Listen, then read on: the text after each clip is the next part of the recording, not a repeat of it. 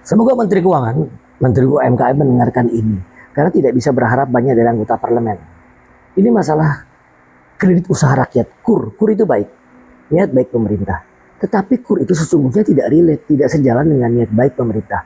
Walaupun menteri-menteri memproklamirkan tidak ada biaya administrasi dan kolateral, serta rendahnya bank interest, itu mohon maaf bullshit semua, tidak signifikan. Dengar dan perhatikan ini baik-baik ya.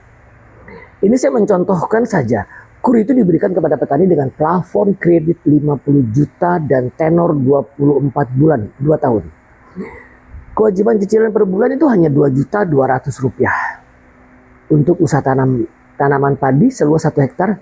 Dan apa yang terjadi dengan kas rumah tangga petani? Di bulan pertama, petani menerima uang tunai 50 juta, neto tanpa biaya administrasi. Namun detik selanjutnya pihak bank pasti akan memblokir 2 bulan cicilan karena tenornya 2 tahun. Kemudian dipotong lagi untuk cicilan pertama. Sisalah uang yang dibawa pulang itu hanya 43 juta 400 ribu rupiah.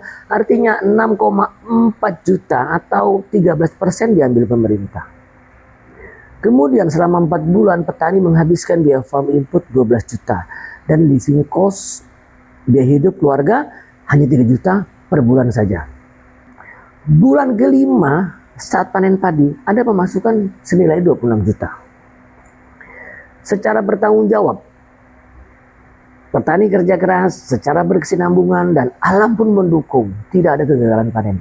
Namun tepat di bulan ke-12 petani mengalami defisit 5,8 juta. Artinya saat itu petani sudah harus berurusan dengan rentenir. Dan di bulan ke-13 berjalan, petani sudah tidak cukup modal. Silahkan analisis kebenaran data ini. Pertama oleh pihak Kementerian Keuangan dan pihak Kementerian Pertanian. Atau pakar ekonomi pertanian. Silahkan disimulasikan dengan di sektor usaha lainnya atau jumlah kredit dengan tenor yang berbeda. Silahkan. Benar atau tidak. Itulah pemerintah selalu merasa self-confidence, berteriak bahwa nilai tukar petani NTP itu tertinggi sejak Republik ini merdeka. Buktinya tidak akan ada atau sulit petani itu menjadi kaya. Tidak akan ada atau sulit pemuda itu mau tanam padi di sawah. Tidak akan ada konglomerasi yang mau tanam padi. Percayalah. Karena semua resultnya dihitung oleh pemerintah dengan gizi rasio per kali panen. Pemerintah menganggap itu seperti usaha keripik tempe, sehingga menjadi petani itu selalu dimention kaya. Jika hal ini benar, apakah kalian mau diamkan terus? Kalian mau menjerat leher petani dengan selimut KUR?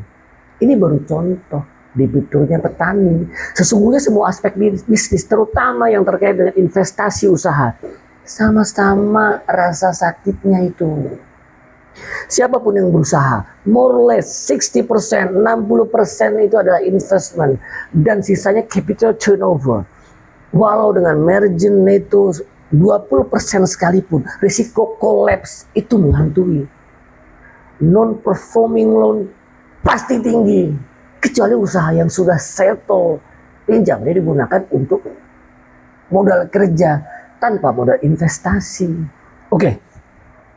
Demi kebaikan petani dan pengusaha kecil, pemerintah dengarkan saran saya. Ini terkait dengan KUR. Pertama, tidak boleh dana kreditnya itu di-freeze, diblokir dengan alasan apapun. Kedua, harus dilakukan pemberian kebijakan grace period minimal 6 bulan sampai 1 tahun untuk tidak membayar cicilan apapun. Grace period itu fleksibel, disesuaikan dengan usaha debitur. Jika ini dilakukan pemerintah namun ragu akan safety, silakan pemerintah gunakan insurance untuk membackup-nya. Beres semua. Ini baru pemerintahan yang pintar dan bijaksana, beri pihak kepada wong cilik. Pemerintah jangan jadi wong licik.